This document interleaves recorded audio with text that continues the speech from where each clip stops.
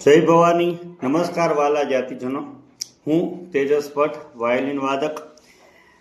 ગત વર્ષની જેમ આ વર્ષે પણ વ્યવસ્થાપક કમિટી તળાજા દ્વારા આપણા કુળદેવી શ્રી તુળજા ભવાની માતાજીનો પાટોત્સવ 2025નું ભવ્ય આયોજન કરેલ છે અને સાથે સાથે અતિ ભવ્ય એવી ઐતિહાસિક શોભાયાત્રાનું પણ સુંદર મજાનું આયોજન કરેલ છે.